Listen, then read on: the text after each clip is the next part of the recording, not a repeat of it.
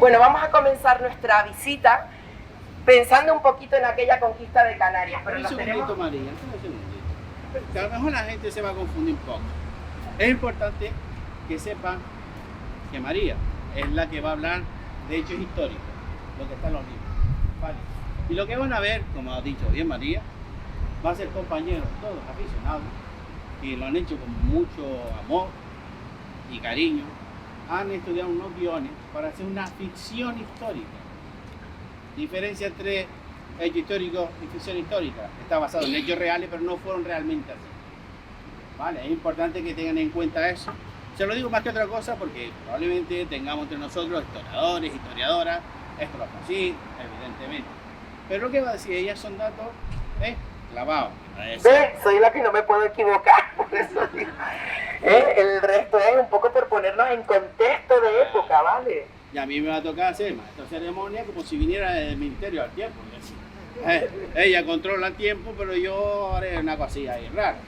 Pero recuerden, ficción histórica es lo que van a ver.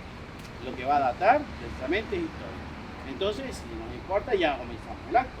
Cuando quiera, María. Como él es el del Ministerio del Tiempo, con respecto al Ministerio del Tiempo, soy una estudiante de época. No me ven la pista, espero que no se me termine el sombrero en Marruecos con el viento que se está levantando, pero soy guía turística actualmente, pero una estudiante de época. Bueno, vamos a ponernos en contexto, porque con respecto a la conquista de Canarias, hay veces que es sorprendente que los propios canarios nos despistamos, nos olvidamos de las fechas, de los datos, porque eso lo damos en el colegio y luego se nos olvida. Entonces, lo primero que tenemos que tener en cuenta es que cuando empezó la conquista de Canarias, los que llegaban a esta tierra estaban en la época del Renacimiento. ¿Qué significa eso? Muy avanzados, ¿vale? ¿Y cómo estaban nuestros antepasados? Señores, en la época del Neolítico, estaban en la edad de piedra, ni siquiera conocían los metales. Entonces el salto de civilización era muy gordo. Cuando uno pregunta cuántos años, cuántos meses, cuántas semanas tardó la conquista de Canarias, se queda todo el mundo en Belén con los pastores. ¿De cuánto era? Era un mesito, un par de añitos. Señores, nos defendíamos con piedras de basalto nada más, pero es que la conquista de Canarias duró casi 100 años. Empezó, ojo al dato, en el 1402 y terminó en el 1496. Estas cositas hay que tenerlas en cuenta. También es verdad que empezaron primero por las islas menos habitadas, que eran años y tiempos, épocas convulsas en las que venían piratas, había conquista de territorios, se peleaban las naciones unas con otras, y bueno, no era fácil. Pero los guerreros y guerreras aborígenes fueron valientes durante mucho tiempo y costó mucho trabajo la conquista de Canarias. Las primeras islas que se conquistaron fueron, como les digo, las menos habitadas. Empezó la conquista por el Rubicón, el Lanzarote, en el sur de la isla, ¿vale? Entonces llegó Jan de Betancourt y empezaron esas islas. La Lanzarote, Fuerteventura, El Hierro y La Gomera eran las menos habitadas y se les llamaban islas de señorío. ¿Por qué? Porque fueron conquistadas por señores militares que venían, y los reyes de aquella época, todavía no estaban los reyes católicos, que estos se casaron en el 1469, bueno, pues le cedían los territorios conquistados a estos señores que terminaban siendo los gobernadores de las islas. Pero Portugal, Francia, otros territorios tenían interés en las Islas Canarias. Dense cuenta que somos plataforma tricontinental abierta al mundo, somos muy importantes en el Atlántico. Entonces, ya estando juntos los reyes católicos, mandaron a Juan Rejón y a una expedición para que terminaran de finalizar la conquista de Canarias y conquistar las 3 más habitadas, que eran las que les faltaban: La Palma, Gran Canaria y Tenerife. Estas 3 islas se les llamaba Islas de Realengo porque fueron conquistadas en nombre directo o por orden directa de los reyes católicos. Aún así, les costó mucho. Ténganlo en cuenta, que cuando les pregunten no vayan a decir que tardaron una semanita. Bueno, pues llegaron Juan Rejón, el militar, el capitán español, con sus tropas, más de 600 hombres, con el Deán Bermúdez, el religioso, con 3 navíos, y desembarcaron en la bahía de las Isletas, que era el puerto natural que teníamos aquí en esta tierra. Desembocaron en la desembocadura, nunca mejor dicho, del barranco del Guiniguada. ¿Y qué era lo que había aquí, señores? Un frondoso palmeral lleno de higueras, de sauces, de palmeras, las nuestras, las Phoenix canariensis, que no dan dátiles, lo que dan son támbaras, que son las bolitas naranjas. No nos confundamos de palmera también, que lo nuestro es lo nuestro. Bueno, pues se instalaron aquí y parece que montaron su primer campamento, que se le llamó el Real de las 3 Palmas.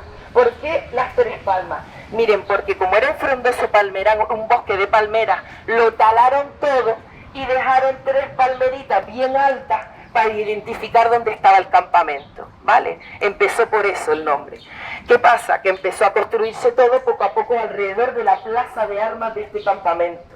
Ahí mismo se construyó una pequeñita iglesia, ¿no? La actual iglesia de San Antonio Abad.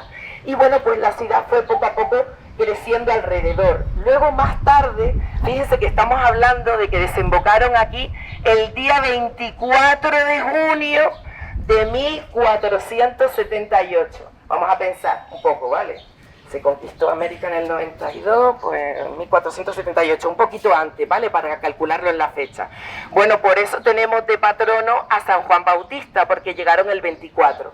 ¿Qué pasa? Que años más tarde, en el 1500, cuando ya se iba poquito a poco edificando alrededor de esa plaza de armas, aquí en el Real de las 3 Palmas, que era el campamento militar, en el 1500 empezó a construirse la Catedral de Santa Ana.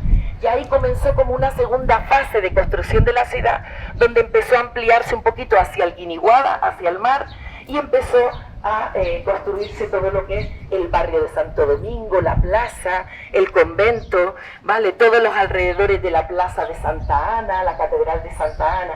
Fíjense que en aquella época ya la ciudad iba más rápido y había un comercio muy creciente, sobre todo por los importantes cultivos de caña de azúcar. Empezamos a ser importantes en el Atlántico, empezamos a ser punto de mira no solamente de otras naciones, sino de piratas y corsarios, que el chiquillerío se cree que los piratas salieron de los cómics. Me van a perdonar, pero como buena canaria como el gofio, hay que recordar Van der Doe, Francis Drake, Nelson, Barbarroja. Todos esos los tuvimos de aquí de visita y no muy amigables en el archipiélago canario. Bueno, una vez termina esa fase, ya a partir de, bueno, como somos punto de mira, la ciudad tiene que fortificarse para defenderse de esos piratas y esos corsarios. Ya un poquito más tarde, en el 1515, ya se le pone el nombre de la ciudad de Las Palmas de Gran Canaria. Y en el 1426 se crea la Audiencia de Canarias y ahí dinamiza un poquito más lo que es la actividad institucional de la ciudad, aparte de que el puerto natural de la Bahía de las Isletas tenía muchísimo movimiento. Luego ya al otro lado del Guiniguada, porque por aquí corría agüita que venía de las cumbres de la isla hacia el mar. ¿Saben por qué le llamaban el río del Guiniguada? Porque les recordaba el río Guadalquivir. Tengan en cuenta que todos los conquistadores, los primeros que llegaban, venían la mayoría de Andalucía. Por eso Las Palmas de Gran Canaria está construida a imagen y semejanza de Sevilla, que cuando vienen de Sevilla alucinan, porque tenemos la calle Mayor de Triana, San Bernardo, San Telmo, el Patio de los Naranjos, la Catedral de Santa Ana. La gente se queda alucinada, claro, porque ellos iban construyendo a imagen y semejanza de lo que ya conocían. Pues poquito a poco al otro lado del Guiniguada, donde estaba esta corriente de agüita que venía de la cumbre, empezó a montarse lo que es el barrio, siguiendo casas al lado de esas casas cuevas, y fue ampliando, que es los barrios de los ricos que conocemos hoy en día, ¿vale? Luego ya más tarde empezó a construirse el Puerto de la Luz y de Las Palmas, y ya fue todo viento en popa a toda vela, ¿vale? Hasta nuestros días de hoy. Bueno, esta historia, ¿verdad, María? Está súper bonita, pero ya sé que me vas a cortar porque Sí. vamos a tener que dar un buen paseo, ¿no? Tiene un parique. Miren, le voy a hacer solo un último comentario. Vamos a intentar concentrarnos en volver al pasado y a pensar en nuestros antepasados y a pasear por este recorrido que vamos a hacer por el casco histórico de Vegueta, testigo de tantos acontecimientos de la historia y de tantos secretos de todos los que pasaban por aquí. Vamos a respirar el aire de aquella época disfrutando de las calles de empedrado de cantería, señores, con estos callados que hoy en día no se hacen. Que hoy en día una calle te la hacen con 4 baldosas así de gordas. Antiguamente era piedrita a piedrita. Vamos a ver esa arquitectura tradicional canaria, muy semejante a la andaluza, con patios interiores repletos de lechos, de plantas, nuestras destiladeras, nuestros draguitos. Alrededor la balconada de madera hecha de pinotea y toda esa piedra de cantería de nuestros labrantes de piedra en las esquinas y en los bordes de puertas y ventanas. ¿De acuerdo? Así que, señores, vamos a retrasarnos en el tiempo y vamos a disfrutar de un paseo por nuestro casco histórico.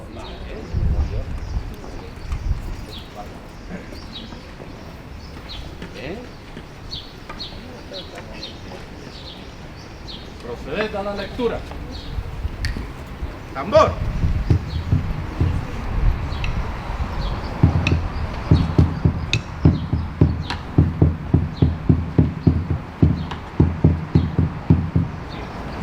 Sea notorio a cuantos vieren esta carta que en el día del Señor 24 de junio de 1478 y por mandato de los muy altos y poderosos señores don Fernando y doña Isabel, reyes de Castilla y León, sea nombrado gobernador de Cuesta Ínsula de Canaria al capitán Juan Rejón, con la santa empresa de sojuzgar cuesta tierra y hacerla parte de la corona.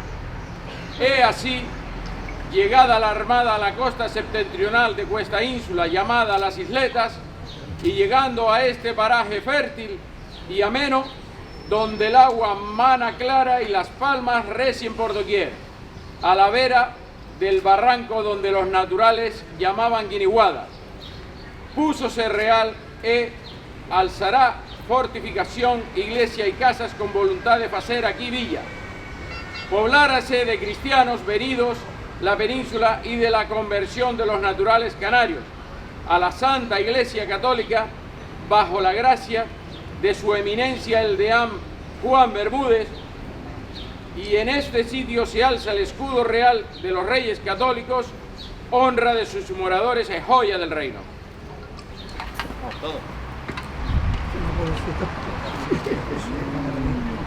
Ellos serán nuestros pobladores de aquella divisa.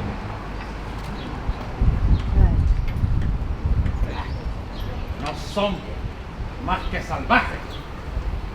Gobernador, también ellos son hijos de Dios. Pero si son solo salvajes. El collar, Antonio.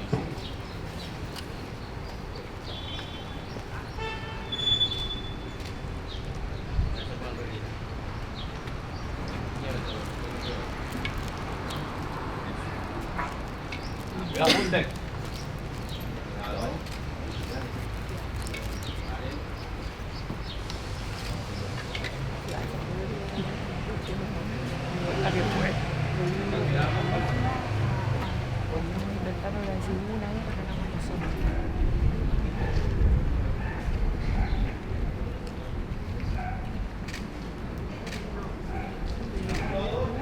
Voy a aprovechar, antes de empezar a explicar en este punto, dándoles las gracias a todos los que nos están sumando en este recorrido nuestro por celebrar un poquito el aniversario de nuestra ciudad, comentar que la historia es la que es y que no todas las partes de la historia nos gustan, pero no nos la podemos inventar, ¿de acuerdo? Podíamos decir, oye, que tuvimos una guerrita y ganamos nosotros. La historia es la que es. Por cierto, no solamente le vamos a agradecer a Rosa Norbelo, a Pepe Navarro y a la Orden del Cachorro, le vamos a dar las gracias también a Nina Santana, que es nuestra concejal del distrito, que nos ha apoyado para hacer este evento y se merece un aplauso por estar ahora con nosotros y acompañarnos en este recorrido. Muchas gracias de verdad por habernos apoyado. Bueno, familia, pues ya estamos en el siguiente rinconcito. Justo aquí precisamente, aunque hemos empezado allí delante del Teatro del Guiniguada, en la desembocadura del barranco, justo en esta esquinita hay una placa que indica que en este frondoso palmeral, con un viento alisio que te vuela los sombreros, en el año 1478, un 24 de junio, se fundó esta ciudad, ¿de acuerdo? Entonces marca una placa la fundación y esas 3 palmeras, 1, 2 y 3, ¿eran esas? Ni de broma, porque estamos hablando de hace más de 5 siglos y esas son más nuevitas, ¿de acuerdo? Pero ese es el punto que marca la fundación de la ciudad. Fíjense que montaron un campamento militar y alrededor de su plaza de armas empezaron a construir todo. Este rinconcito aquí, que parece que no se encuentra y de repente aparece un rincón con una bugambilla maravilloso, fue donde se hizo la primera ermita dedicada a Santa Ana. ¿Por qué? Miren, cuando el capitán Juan Rejón llegó al Guiniguada, mandó primero a sus hombres para que echaran un vistacito al terreno, porque su intención era ir un poquito hacia el interior de la isla. Pero cuentan los historiadores, no me lo he inventado yo, está escrito ahí en el Museo Canario, que estos hombres de Juan Rejón se encontraron una señora mayor, una isleña, que les comentó que instalaran el campamento cerquita del Guiniguada, que tenían ese arroyito de agua que venían de las cumbres y que era donde mejor iban a estar protegidos. Dense cuenta que todos venían de Andalucía, de Sevilla. Juan Rejón era muy devoto de Santa Ana y les recordó a Santa Ana. Es más, hay historiadores que dicen que era Santa Ana, la señora mayor que le recomendó que montaran el campamento. Entonces se hizo una pequeñita iglesia donde se celebró la primera misa dedicada a Santa Ana, ¿vale? A la Madre de la Virgen en este rinconcito. ¿Qué pasa? Que una vez se construyó la Catedral de Santa Ana, ya perdió un poquito ya de protagonismo este rinconcito y ya se centró todo en la Catedral de Santa Ana y pasó a ser el nombre de San Antonio Abad. Porque es importante también esta pequeña iglesia, esta pequeña ermita sencilla, porque saben ustedes que si se fundó la ciudad en el 1478, Colón, cuando descubrió América, la fecha de América se la suele saber todo el mundo, cuando descubrió América Colón, en el 1400. Sí, señor, ve que como si uno se para a pensar, más o menos lo va hilando todo, ¿vale? Para no estar perdido en el tiempo. Bueno, pues Colón, de los 4 viajes que hizo a América para el descubrimiento del Nuevo Mundo, 3 pasó por aquí, por Gran Canaria, y precisamente en el 1492 cuentan los historiadores que rezó y oró delante de esta ermita antes de descubrir el Nuevo Mundo, con lo cual era muy importante, ¿de acuerdo? Otra cosa, si estas piedras hablaran, ahí dice, estas piedras hablan, hay unos grabados en el suelo, porque ustedes saben la de acontecimientos históricos, de conquista, de llegadas de piratas, saqueos, incendios y un montón de tejemanejes entre los propios conquistadores. Así que este es el rincón secreto que guarda todos esos misterios. Bueno, aquí también, recuerden que aparte de ser la plaza de San Antonio Abad, tenemos delante ese edificio, que es un complejo arquitectónico que ocupa toda la manzana y que era la antigua casa del gobernador. Hoy en día es la Casa Museo de Colón. Y la gente piensa, es que Colón vivió ahí. No, Colón no vivió ahí, simplemente pasó Colón en sus viajes y como esta era la casa del gobernador, todos los marineros y mercantes tenían que presentar su documentación y sus credenciales. Hoy en día la Casa de Colón, el museo, es el archivo histórico más importante del descubrimiento de América. Y hay una sala para el que no las haya visitado, primero que está nominado, si no han visitado la Casa de Colón, segundo, apuntarlo en la agenda de la programación de este verano, porque tiene la sala de cartografía con unos mapas muy locos, muy raros, porque todavía no sabían cómo era el mundo. Poco a poco iban precisando esos artilugios que utilizaban los marineros. Señores, las maquetas de las 3 carabelas de Colón, esa también se la saben, ¿cuáles eran? Ay, con boquita de piñón no. La Pinta, la Niña y la Santa María, que nos pensamos que era como el Queen Mary 2, unos pedazos de crucero y eran unas cascaritas de nuez que solo de pensarlo da fatiga. Cómo han cruzado con esos barquitos todo el Atlántico. Última curiosidad, porque esta calle, este museo da al pasaje de Pedro de Algaba por este lado, a la Plaza del Pilar Nuevo, a la Plaza de los Álamos por el otro lado. Pero les cuento un cotilleo que a lo mejor nadie lo sabía o alguno que otro no se ha dado cuenta. ¿Saben quién nació en esta casa? ¿Casualidad de la vida? Alfredo Krauss, el que...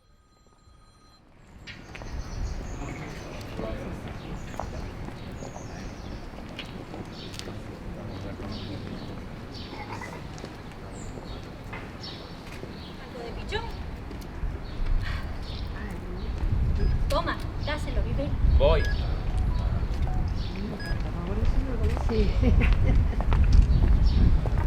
Las Canarias, hacer negocios, decía. Después de que se convirtió, se olvidó de los negocios. Tendré que espabilarlo.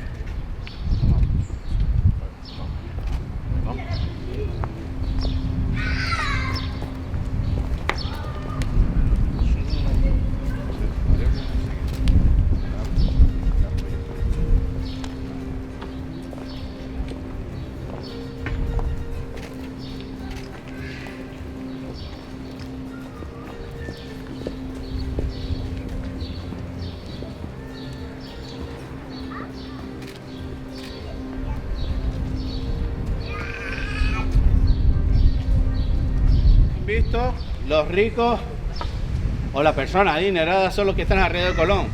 Los intereses, ¿verdad? No son bobos la gente del país. Se han dado cuenta de que había un señor que se quedó retrasado porque no sabía qué hacer. La mujer le había dicho, actúa, que si no perdemos dinero. Claro, era un judío que se había convertido y parece que al venir a Canarias se había perdido la historia de cómo tenía que hacerlo. Pero bueno, creo que aquí María nos puede contar algo más. María, ya que estamos en este sitio, aparte de la ermita, ¿qué nos puede decir con respecto a esta calle que tenemos aquí al lado? ¿Puedes venir por aquí, María? El pasaje de Pedro de Algaba, pero vamos a recordar quién eran. Miren, que en la conquista de Gran Canaria, concretamente, se pasó por muchas dificultades, bueno, dificultades en toda la conquista de Canarias, en total, ¿vale?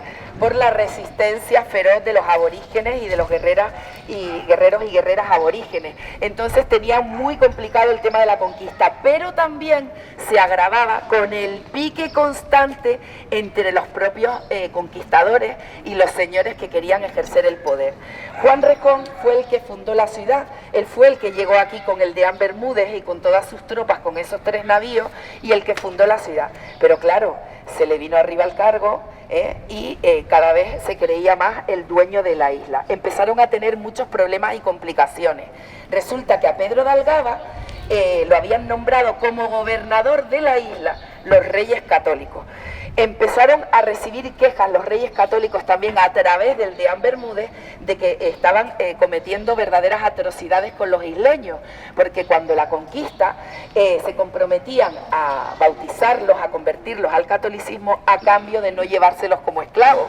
Por si alguno no lo ha estudiado en la historia, a los aborígenes se los llevaban como esclavos al norte de la península y al norte de Europa.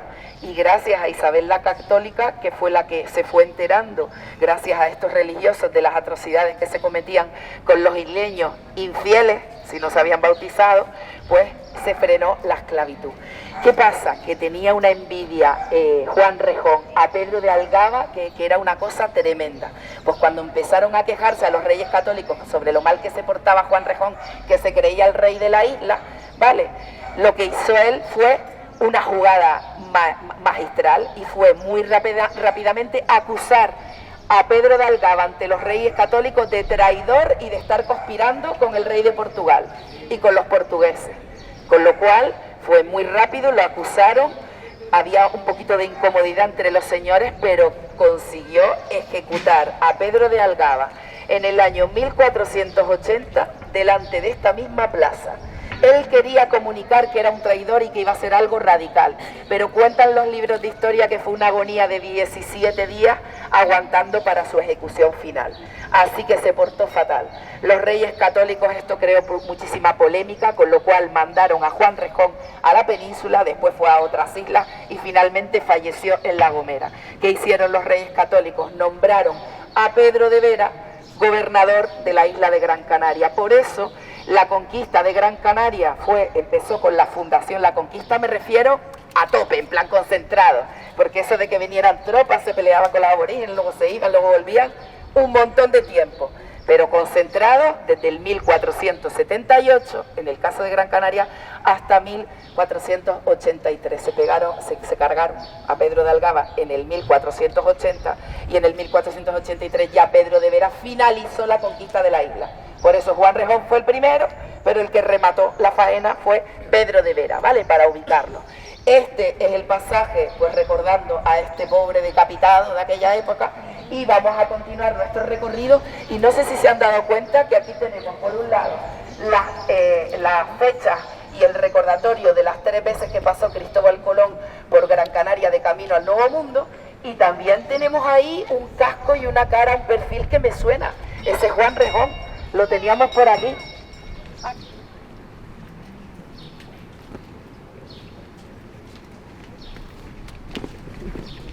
Sí, señor. Reúna a la tropa que hoy nos vamos de cacería. Sí, señor. Soldado, avisa a la guardia.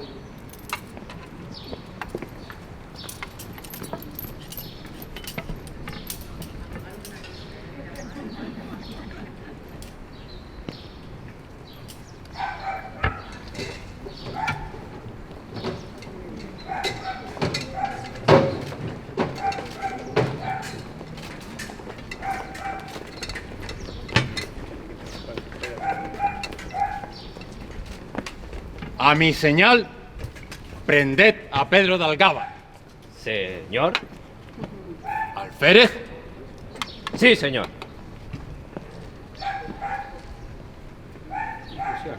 Usted, venid conmigo y apresar al traidor. Bien.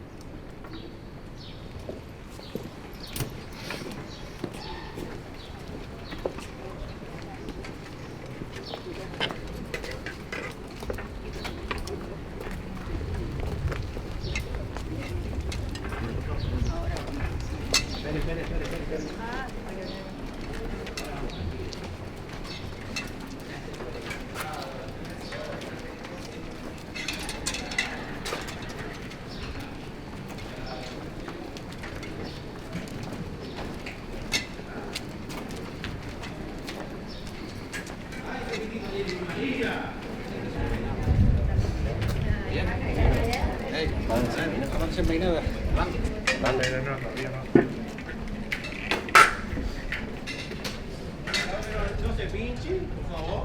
Tenemos soldados aquí.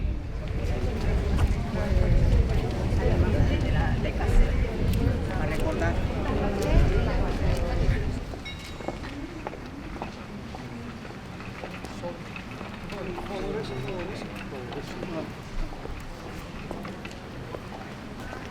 Yo realmente no tengo más que decirte con respecto al clima. No. Ahorita nos quejamos, pero nos quejamos por...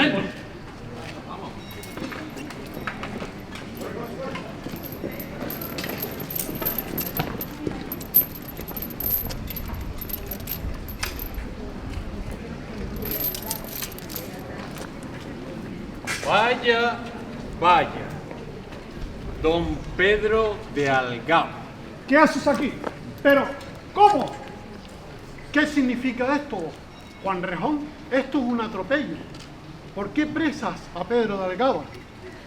Los reyes de España me han restituido como gobernador y en virtud a este derecho no permitiré que os rebeléis. Os ordeno que os rindáis y acompañad a mi tropa. ¡Restituido! No tengo noticias de eso. ¿Qué autoridad tienes para arrestarme?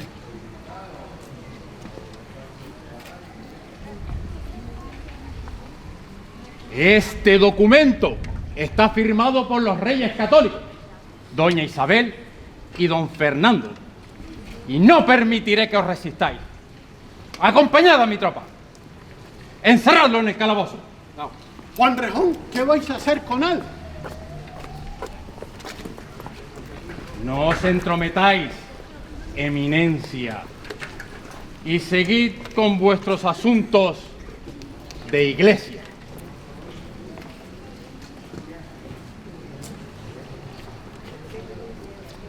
Mañana le haremos un juicio justo, pero antes tendrá que estar bien afeitado.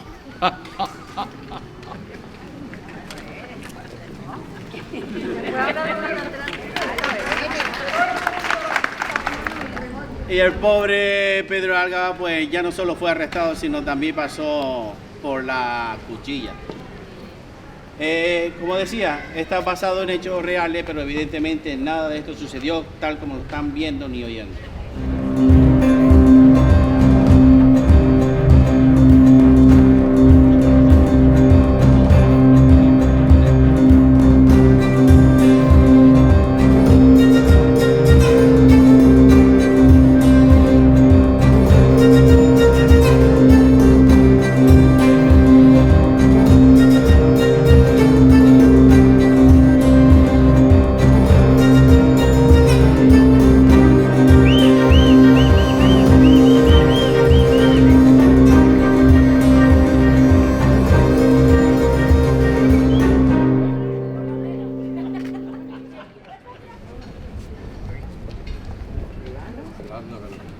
Manzana fresca. ¿Quieres una, señor? No. Pero si está muy fresca. No. Pan caliente, pan caliente. No, ¿Quiere no, pan, no, señor? no. Está recién sacado del horno. No parecen manzana ni tampoco pan.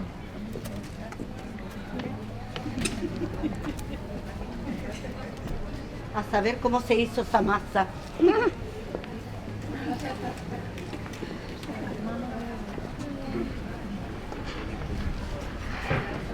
Pensé que en estas islas no iba a encontrar un mercado. Sí, don Cristóbal, aquí encontrará todo lo necesario. Víveres, carbón, agua, leña, todo lo que usted necesite para esta larga travesía. La la la la la la la la la la la la la la la la la. La la la la la la la la la la la la la la la la la.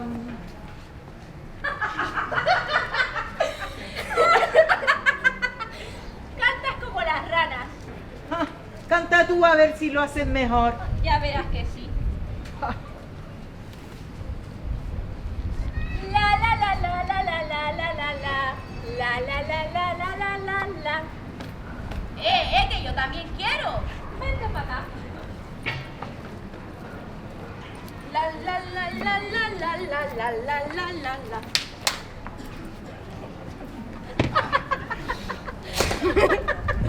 La la la la la la la la la la la la.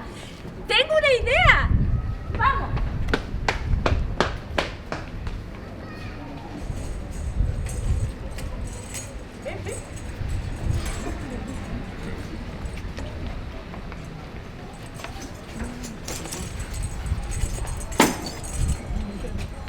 La la la la la la la la la la la la la la la la la la la. La la la la la la la la la la la la. Espera, vamos a empezar. La la la la la la la la la la la la la la la la la la. La la la la la la la la la la la la la la la la la. La la la la la la la la la la. La la la la la la la la. La la la la la la la la la la. La la la la la la la. Ahora, ustedes siguen solas y nosotros ya con la pandereta, ¿vale? Es una vez así, otra vez así y otra vez así, ¿vale? ¡Más rápido! La la la la la la la la la. La la la la la la la la la. La la la la la la la la la. La la la la la la la la la la. La la la la la la la la la la. La la la la la la la la. La la la la la la la la la la la la. Más rápido, más rápido. La la la la la la la la la. La la la la la la la la la la la. La la la la la la la la la la. Más rápido. La la la la la la la la la la la. La la la la la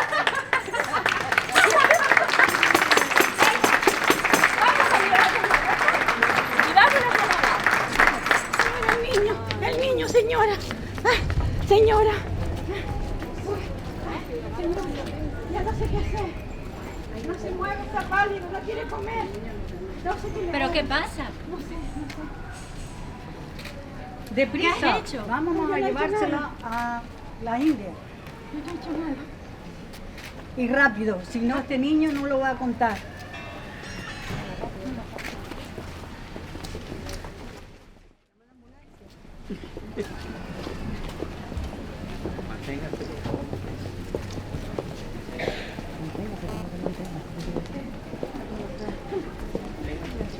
Es esa. Yo no he sido. No he hecho nada. Tranquila, solo queremos hablar contigo. Mi hijo está enfermo. ¿Me permite? Pero ¿y este niño? ¿Cuánto hace que no come? Esta mañana le di verdura. ¿Cómo? ¿Que le has dado verdura al niño? Pero, ¿no has visto que este niño es de pecho? ¿Por qué no le dan la teta? Es que mi señora dice que le duele. ¿Que le duele? Pues anda y paga a alguien que le dé el pecho. Rápido, busca a alguien. Leonor, ven rápido. Ya voy. Ven rápido. Por favor. Leonor, el niño de mi señor. Como tú eres joven y tienes un niño pequeño, ¿podrías darle leche? Si hay reales, no hay problema. Se le pagará. Pero dele de comer ya. Dios mío. Dios mío. Arregla esto, que luego hablamos. Sí, señora. Sí, señora. ¿Y a mí? ¿Y a mí quién me paga? Ella te pagará con su sueldo.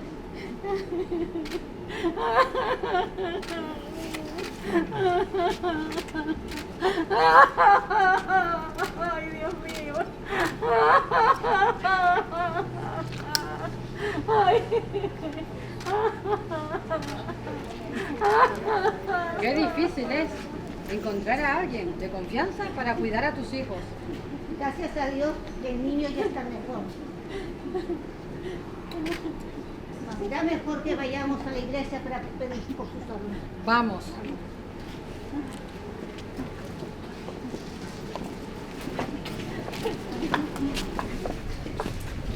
Manzana, ¿quieres manzana? Son frescas. O casi. ¿Quieres manzana? ¿Una manzana? ¿No quieres una manzana? Pan caliente, ¿quién quiere? Pan. Manzana, manzana fresca.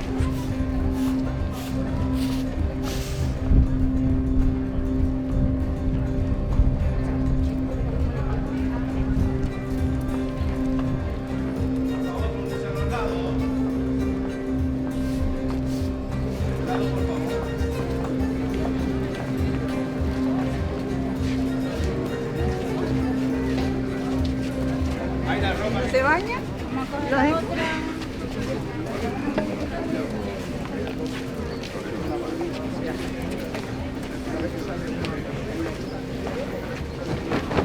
Para allá, por favor, al otro lado.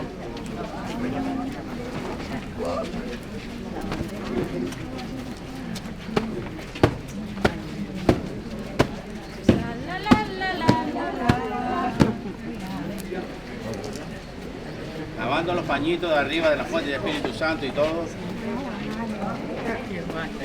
Hemos visto una escena en esta calle en que Colón pasaba en medio de un mercado y había algunos aprovechados que querían saber si podía provisionarlo.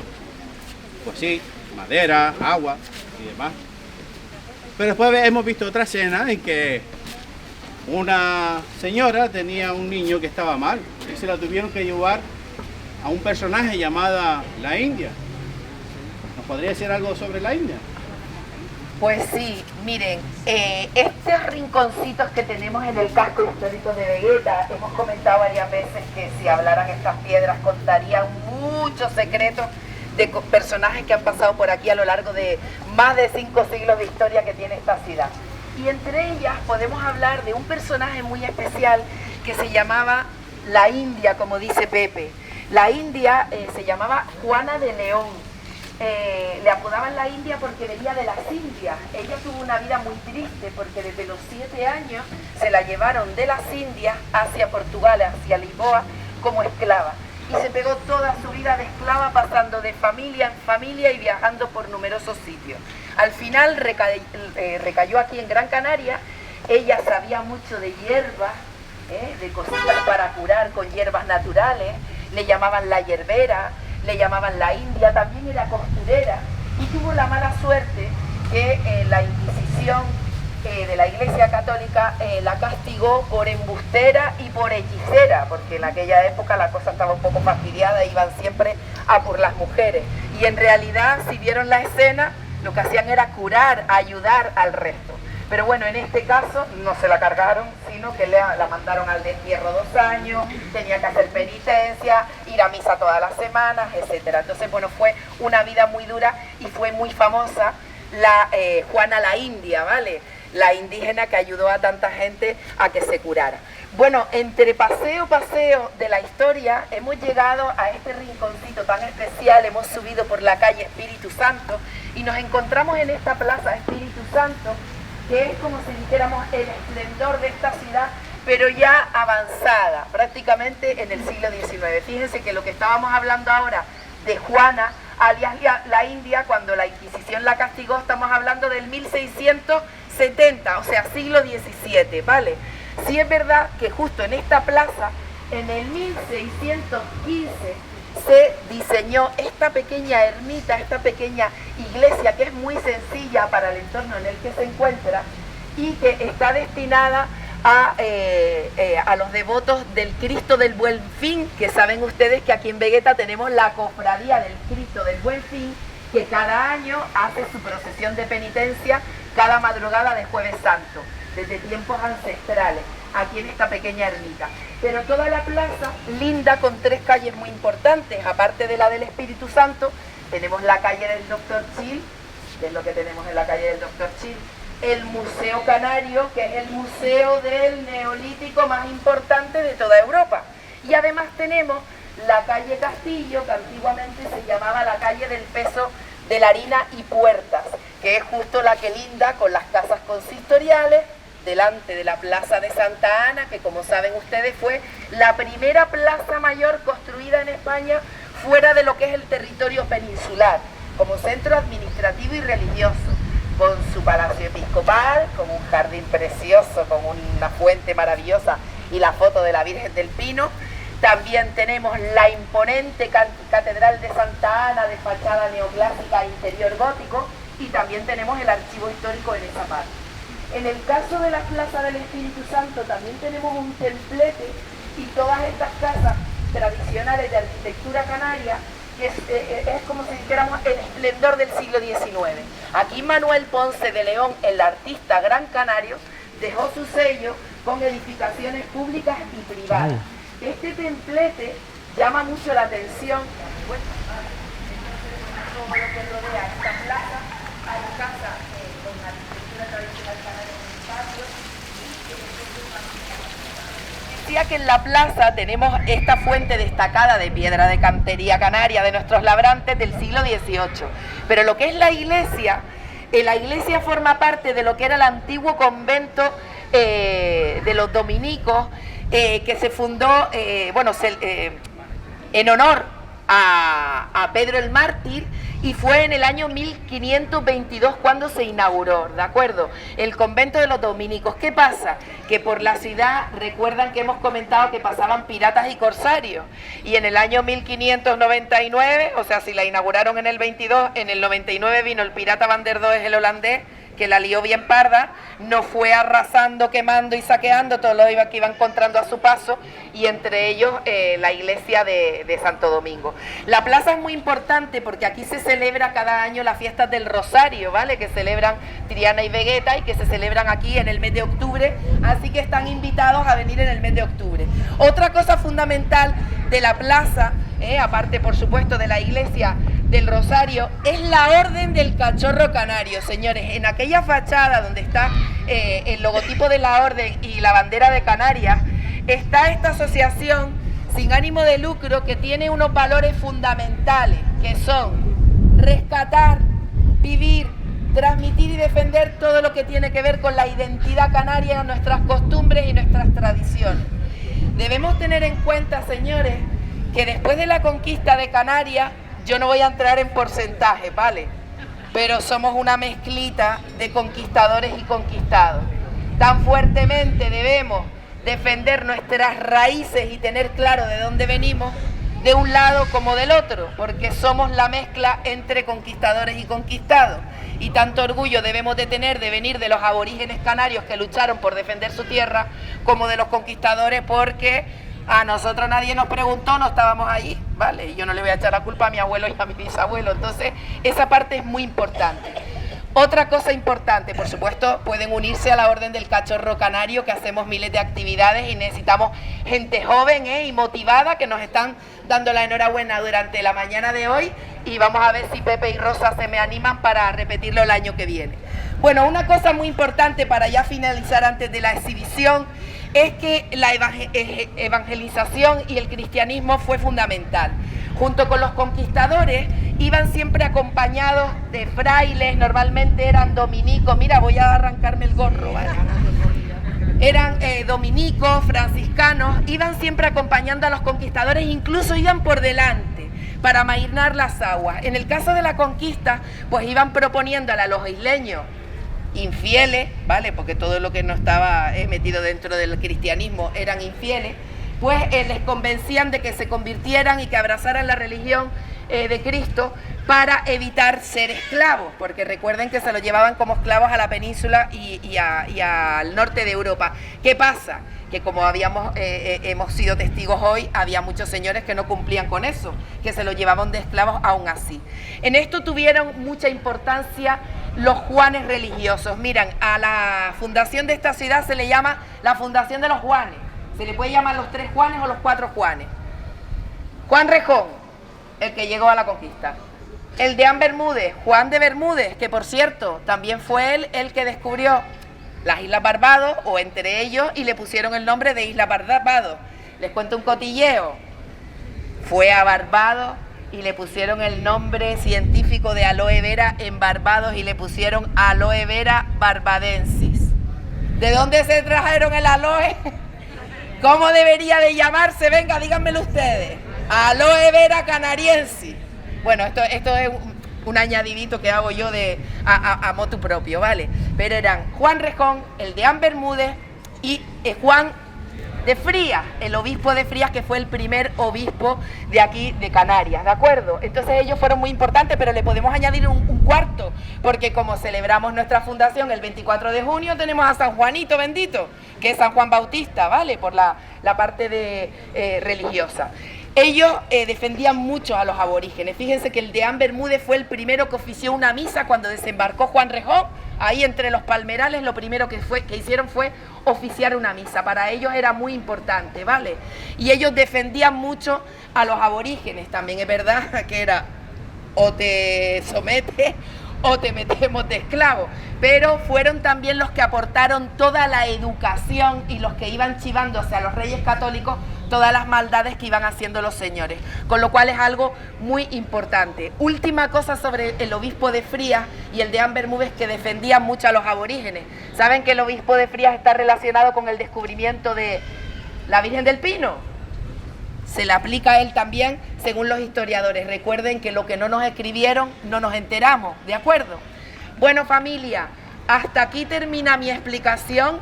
Espero que se hayan ido enterando de algunos muy concretos y además no por orden de los pasajes de nuestra historia, que es importante refrescarla.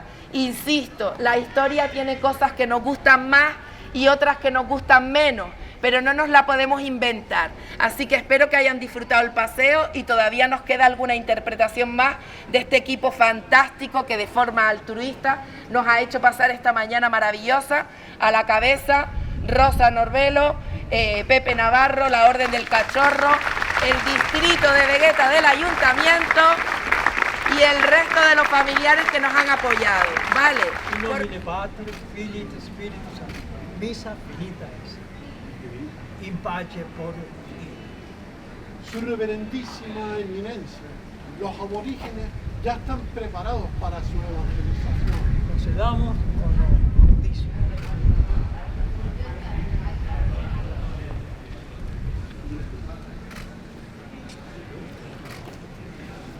Una limosna para los bautizados. Otra limosna. Una limosna, por favor.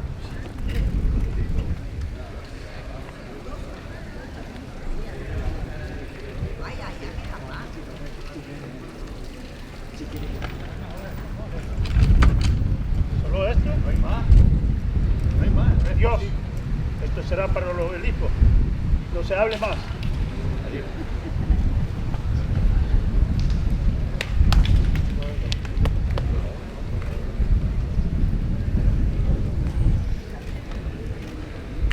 Vamos a bautizar.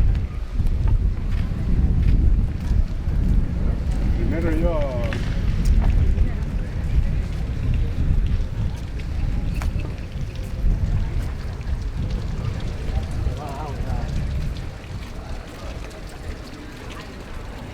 Ego te baptice Antonio Juan, in nomine Patri et Filii et Spiritus Sancti.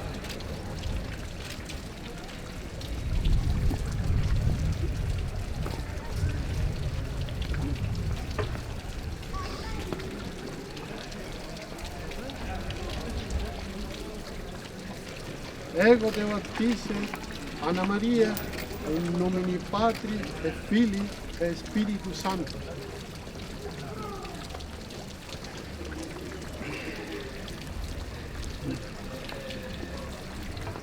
Si bien así de forma breve vemos lo que pudo haber sido algo parecido a lo que es una recreación histórica, pero recuerden, no es una recreación histórica, es ficción histórica. Aquí hemos terminado toda la actividad y ahora, si no les importa, les voy a presentar a todos y cada uno de los personajes que van a salir de aquí. El escribano,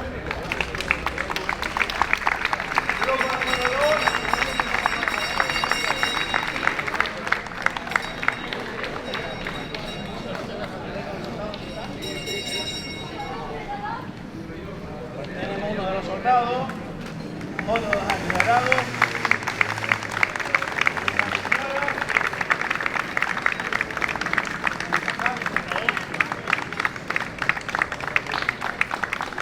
Otro de los seguidores de Colón.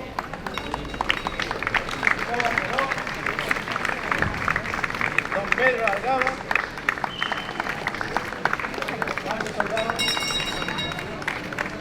Javier Sicilia y sus secuaces. Pase, por favor.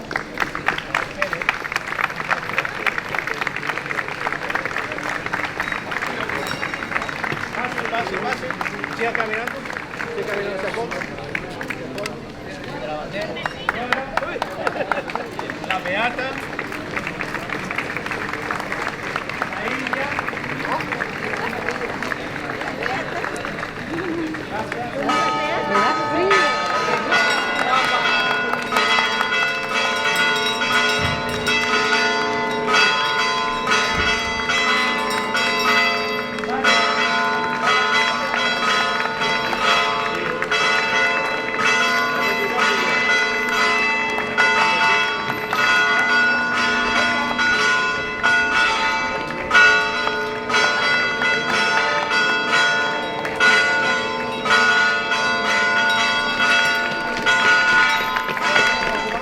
Buenos días a todos y a todas.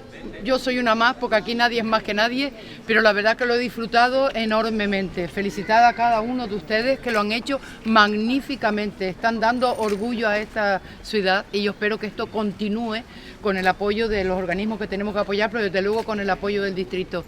Por tanto, nos han hecho pasar un gran rato, un buen momento de cultura y de historia de nuestra ciudad, que hace falta conocer el pasado para valorar el presente y proyectarnos al futuro, y no me queda sino que darle la enhorabuena a todos ustedes y a la Orden del Cachorro Canario. Muchísimas gracias por el buen espectáculo que han dado.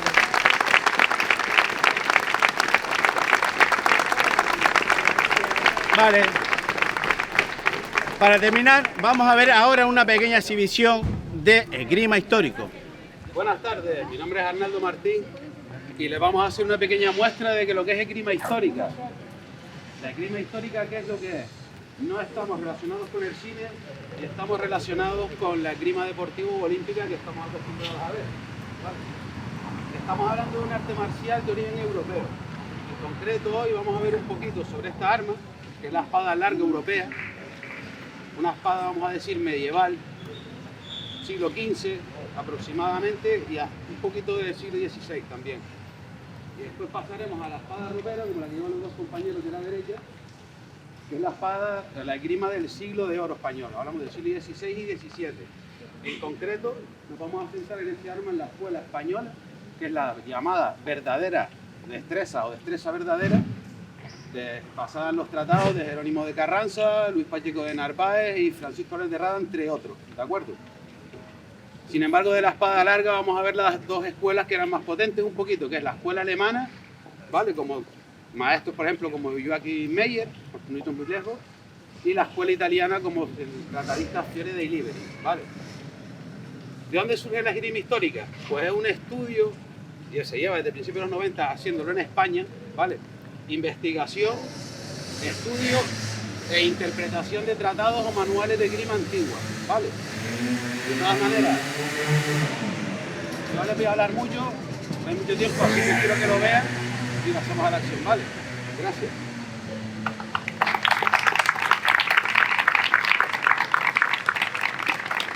Bueno, les explico un poquito qué es esto. Esto es una espada larga europea o también llamada espada de mano y media. ¿Por qué se llama espada de mano y media? Porque se blande a mano y media. ¿De acuerdo? Todo esto que hemos visto en el cine, que la agarran así, así no es, ¿vale? O sea, es más. De lo que han visto en el cine, olvídense de la mayoría porque realmente no es de esa forma, ¿no? A la hora de que sea funcional este arte. Vale. La hoja se divide en tres partes. Son 9, pero vamos a dejarlo en 3. Tercio fuerte, tercio medio y tercio débil. La base de la esgrima sobre todo es un juego de palanca, ¿no? Es decir, si el compañero, por ejemplo, yo enfrento mi arma, mi tercio medio a su tercio débil, siempre me lo voy a llevar, por mucha fuerza que haga, ¿sabes? Física, ¿no? Básicamente física. Entonces, a raíz de ahí, vamos a hacer una serie de movimientos o tretas. Vamos a pasar muy por encima de esta espada porque la otra me gustaría que la diera más porque también va combinada con daga izquierdilla, que era lo que hacía a los españoles de la época bastante temidos, ¿no? Entonces, del arma. Como saben, se usa la hoja. No solo usamos la hoja, usamos todo. Se golpea también con el pomo. Los gavilanes, que son estas partes de aquí, son muy importantes para el uso y manejo del arma. Y no solo nos sirve para golpear, nos sirve también para lucha, cuerpo a cuerpo, luxaciones, derribos y demás. He de decirles que estas espadas se afilaban de aquí hacia adelante. Toda esta parte era Roma. Por lo que les decía, porque se usaba mucho el arma así. Por ejemplo, al luchar con un tipo que tiene una armadura completa, todos hemos visto en el cine que van con el arma así no sirve de nada. Había que usarla de esta forma para ir buscando huecos que tiene la armadura, ¿no? Aquí, en los pliegues, la ranura de la cara, etcétera, etcétera, ¿no? Pero bueno, sin más, vamos a pasar a un par de tretas.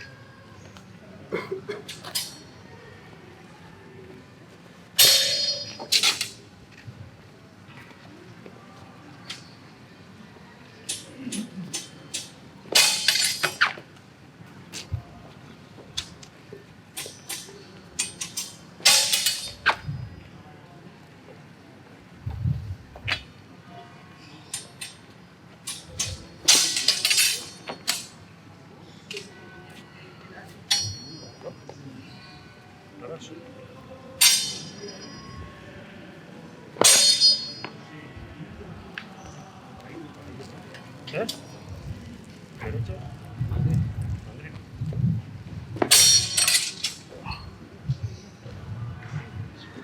Hasta hasta aquí vamos a llegar. Como han podido comprobar,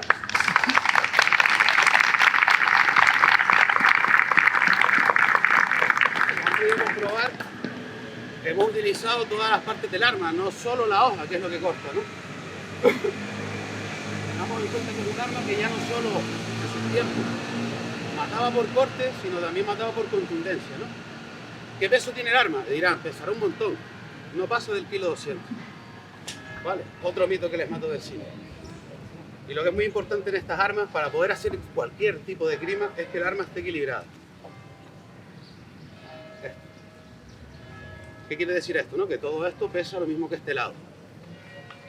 Porque trabajamos aquí delante, ¿no? Ahora el compañero que ha venido de Alemania a echarnos una mano les enseñará cómo un floreo, lo que es lo que se llama un movimiento de espada, de uso defensivo, para que vean más o menos cómo se maneja el arma o cómo se movería una persona, aparte de las atletas que han visto, pues a la hora de defenderse de varios oponentes, ¿no? A su vez también verán un pequeñito asalto para que vean más o menos cómo entendemos que se movían en la época. ¿De acuerdo? Gracias.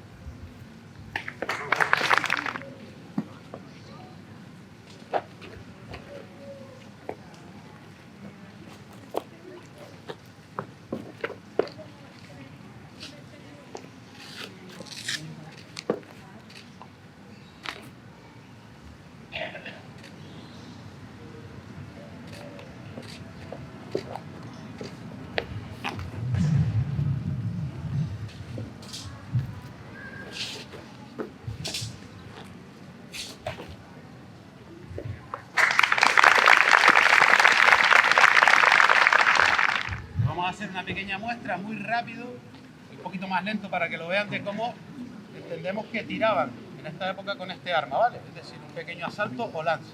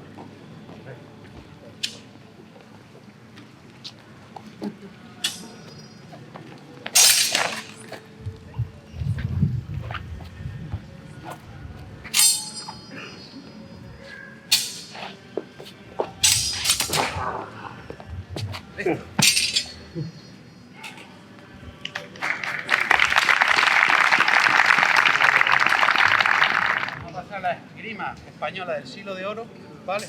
Vamos a empezar por la base. Los compañeros nos van a enseñar una serie de movimientos llamados atajos, ¿vale? La misma escuela. Viene a ser la base de todas las tretas o técnicas que van saliendo detrás, ¿vale? Van a empezar por los 8 atajos básicos. Sin más les dejo con los compañeros.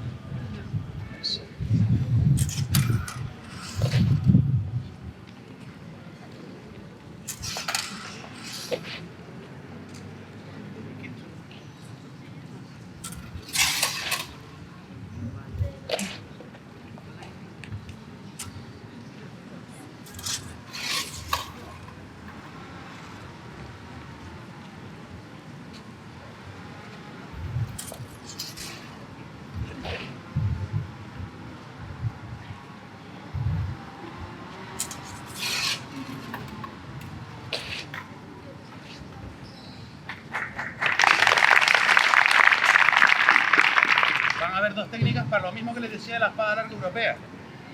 No solo usamos de la hoja, en este caso el pomo no lo usamos tanto, pero sí muy importante, ¿no? La cazoleta y lo que viene a ser los gavilanes. Son muy importantes, ¿vale? Por ejemplo, el compañero nos va a hacer una treta que se llama la empanada.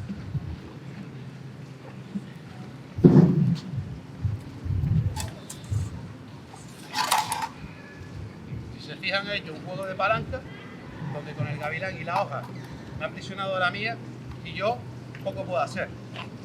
Tendría que librar aquí, pero antes de librar yo creo que ya estaría visitando a San Pedro desde hace un buen rato, ¿verdad? ¿En qué consiste la escuela española? La escuela española es un sistema ángulos, círculos y compases, ¿vale? Cosas que otras naciones no entendían. Decían que los españoles bailaban detrás de sus espadas y demás, porque al fin y al cabo nos estamos pasando en una serie de círculos que hay alrededor, más ángulos, más los compases que llevamos y los grados en los que calculamos las espadas. Si se fijaron que uno de los cuarto, quinto, sexto, séptimo y octavo atajo colocamos el arma en esta posición. Muy sencillo, para evitar que su hoja la tengamos a la altura de la cabeza, ¿no? Entonces, una técnica así muy por encima, muy rápida, para que más o menos vean el ángulo y los grados, y lo representa bastante bien, que sería estocada de medio círculo a la vertical izquierda, ¿de acuerdo?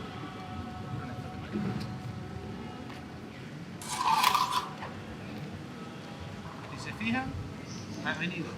Lo voy a hacer lento para que lo vean mejor. Él tira la punta y yo saco aquí. Con mi espada hago un cuarto de círculo, tracano, el ángulo que les decía, y pongo la posición en grado del arma. Y entro por aquí. Como les decía, juego de palancas, ¿no? El tercio corto, si lleva el tercio largo, siempre me termina ayudando en física moviendo.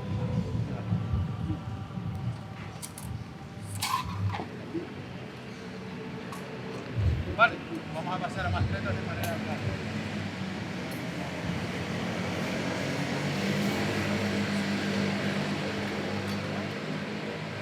La escuela, por ejemplo, la italiana era una escuela que también venía pegando muy fuerte, que rivalizaba bastante con la española. Varía en muchos sitios, muchas cosas, ¿no? Desde el arma, esta es una espada española del siglo XVII, una réplica exacta. Y, por ejemplo, la espada italiana tenía otra forma porque su posición era diferente. La grima española es en un ángulo recto, ya que tengo una cazoleta que me ayuda a proteger la mano, porque eso es otra cosa que vemos en el cine, lo de los duelos a muerte. Mentira, eso es una mentira. Pensemos que la gente era muy cristiana, muy religiosa. Matar era pecado, matar a un cristiano ya ni te cuento. Entonces, en los mismos tratados o manuales aparece mucho el término de finalizar el duelo a primera sangre. ¿Qué es decir finalizar a primera sangre? Que yo le voy a dar un pinchazo o un tajo en cualquier sitio donde él no pueda esgrimir y ya se ha acabado. A ver, no le he matado, él sigue vivo, los dos estamos bien, vamos los dos al cielo. De hecho, si llega a otros movimientos que se llaman movimiento de conclusión, que era lo mismo, era llevar al rival a un punto en el cual o se rendía o él solo terminaba haciéndose daño, con lo cual el tirador o el esgrimista seguía libre de pecado, por decirlo de cierta forma, y obligábamos al contrario a rendirse, ¿no? O sea, no era una cosa de que se mataran a mano alzada como hemos visto en el cine, al menos en las sociedades cristianas, no. Movimiento de conclusión. Vamos a enseñar un movimiento de conclusión, por ejemplo, de la escuela española, que son, lo que tiene el movimiento de conclusión de la escuela española es que son muy difíciles de contrarrestar, comparados con la de la italiana o de la escuela francesa, que lo mismo, ganando ángulos, compases y círculos, sí podemos llegar a frenar esa técnica si estamos bastante diestros y avispados, ¿no? Tiene una... Movimiento de conclusión, ¿vale? Lo primero que hago es, saco su hoja, gano este ángulo, vengo aquí, agarro cazoleta, subo y lo llevo a este momento. ¿Qué pasa aquí? Si él tira de su arma, como ven, él solo se ha pinchado. Yo no le he hecho nada. Y si sigo subiendo, pues le puedo romper la mano, el hombro o cualquier historia.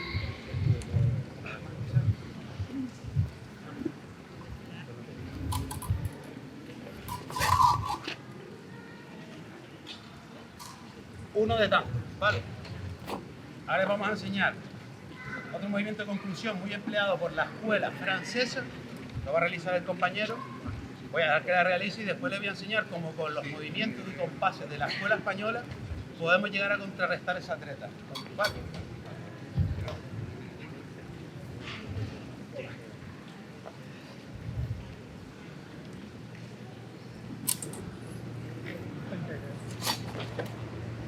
Si se fijan, aquí es muy difícil para mí defenderme.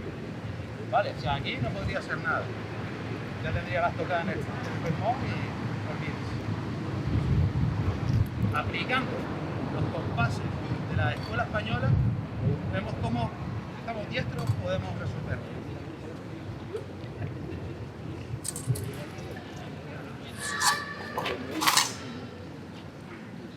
Si se fijan, lo que he hecho es simplemente un movimiento atrás.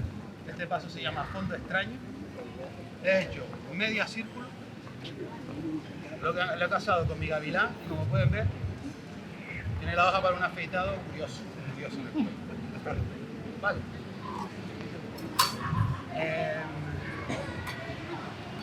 Sin más, vamos a pasar a tirar un poquito de asalto, pero vamos a tirar primero algunas técnicas con la daga de vela o daga izquierdilla, se llama vulgarmente, y la espada ropera, ¿no? Los españoles en el siglo XVI, con la combinación de estas dos armas, eran una cosa terrible y peligrosa, vamos. Los ingleses decían, más vale encontrarme a los españoles por mar, porque si por tierra me los encontrase, San José nos asiste. Imagínense el terror que infundía a los nuestros con esta combinación de armas. Técnica, por ejemplo, a ver, reverso. Encadenada superior. Fijaros, bloqueo, engancho con mi gavilán, meto la izquierdilla y aquí hago este juego de palanca. Y vengo a por él.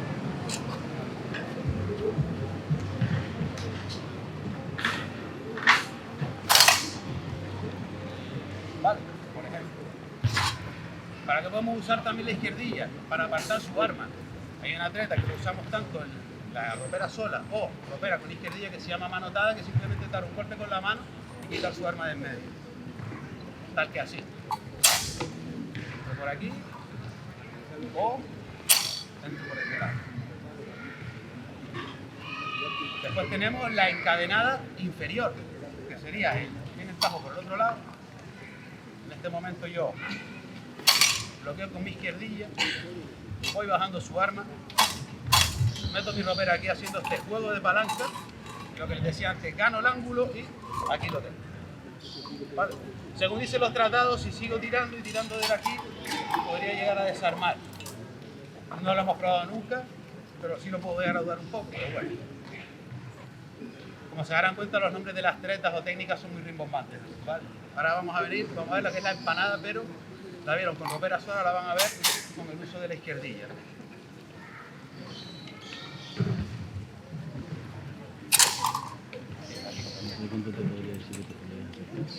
No lo sé, no lo sé. No, desde seguramente está en el ordenador. No, hay gente que se cae. No tengo ahorita.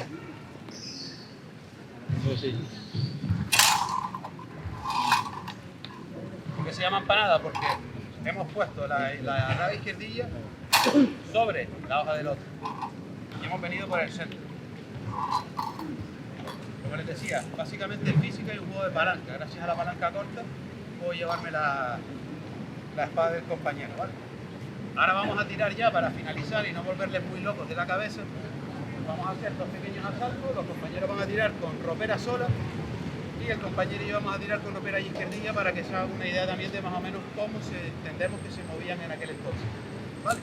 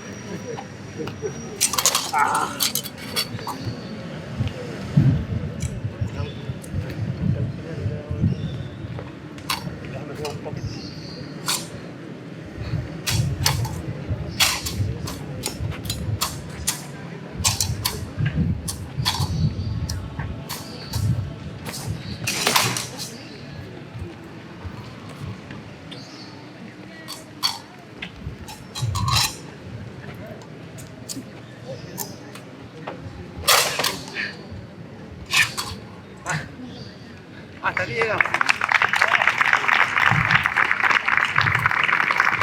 Gracias. Queríamos agradecerle a Rosa, sobre todo habernos invitado al evento y dar la oportunidad de poder mostrar nuestro arte y el trabajo de investigación que hacemos en sala, tanto yo como los alumnos, en un día como hoy. ¿De acuerdo? Espero que les haya gustado.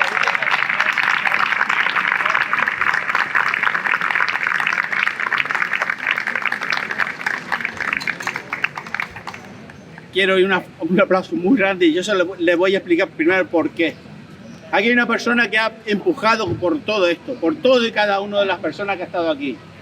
Por el cachorro, por la concejala correspondiente del distrito de Vegueta, Nina Santana, si no recuerdo mal, por las entidades que hemos hablado, por los locales, por la ropa, por organizar todo esto. Quien ha movido esto es doña Rosa Nordelo.